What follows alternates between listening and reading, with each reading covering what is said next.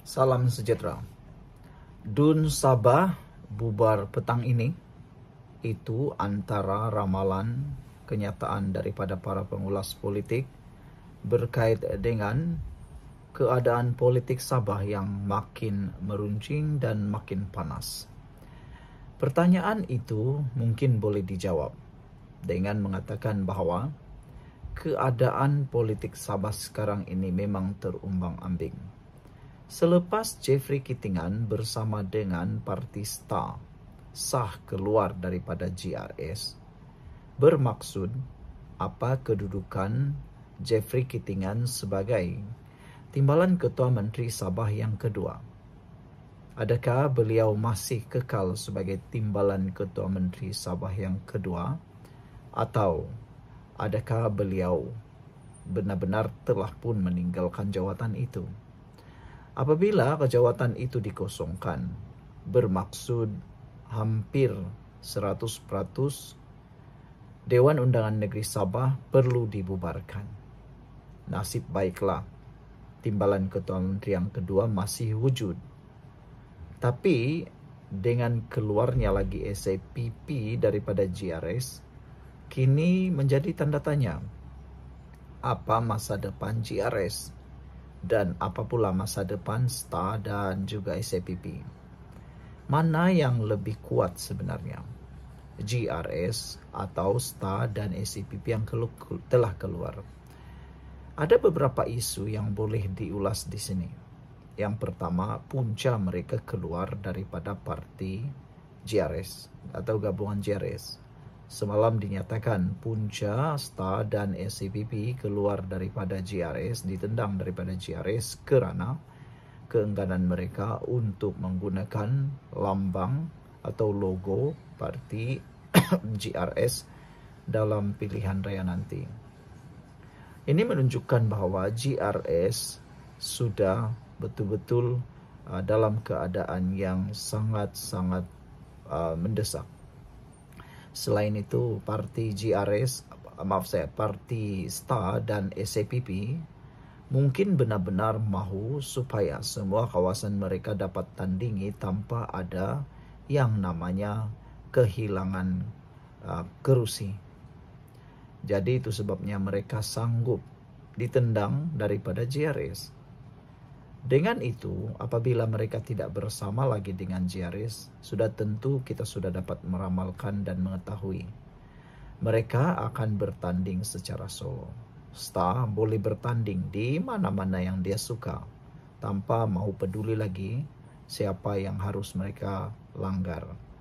Ada juga kebaikan, ada keburukan, ada pro dan kontra STAR dan SAPP keluar daripada GRS. Antaranya, mereka bebas membuat keputusan apa saja logo, apa saja calon, di mana saja mereka bertanding boleh.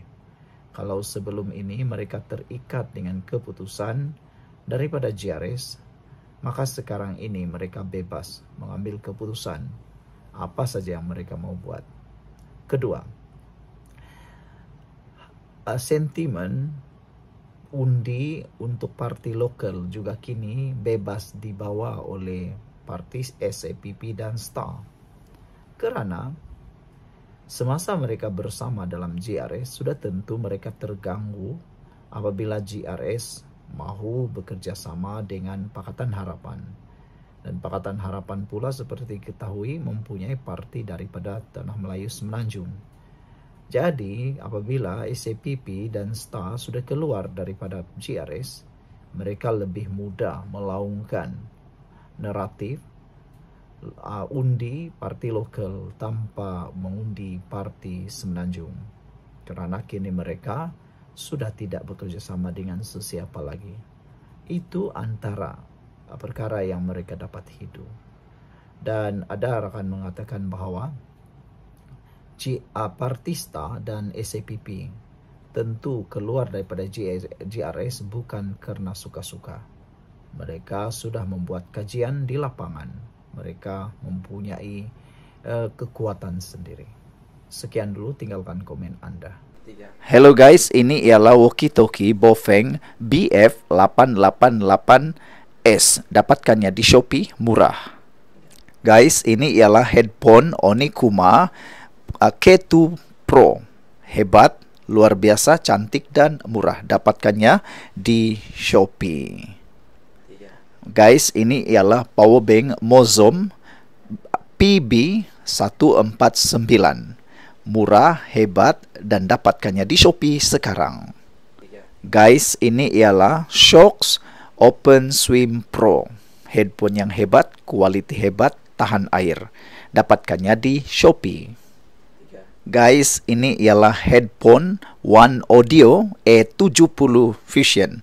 Dapatkannya di Shopee, murah sekarang. Salam sejahtera, terima kasih karena bersama dengan saya di Nazlin Unity Channel. Hari ini kita dikejutkan dengan satu pendapat daripada netizen berkait dengan politik semasa Malaysia. Ada yang mencadangkan kepada Muhyiddin Yassin, Azmin Ali supaya membentuk saja Parti Bersatu ikut acuan mereka sendiri yang dipanggil nama Parti Bersatu 2.0. Ini apabila semakin hari semakin lama Muhyiddin Yassin seperti dipermain-mainkan, dipermalukan di parti beliau sendiri. Walhal beliau merupakan yang senior di dalam parti itu. Hamzah Zainuddin sendiri sebenarnya bukanlah penggerak kepada Parti Bersatu itu sepenuhnya. Kalau anda mungkin tahu sejarah dalam Parti Bersatu, Hamzah Zainuddin adalah daripada UMNO.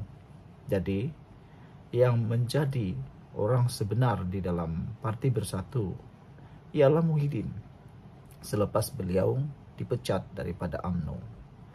Jadi adalah amat memalukan dan adalah amat mendukacitakan jika Muhyiddin terus bersama di dalam Parti Bersatu yang kini semakin lama semakin bercelaru bergolak.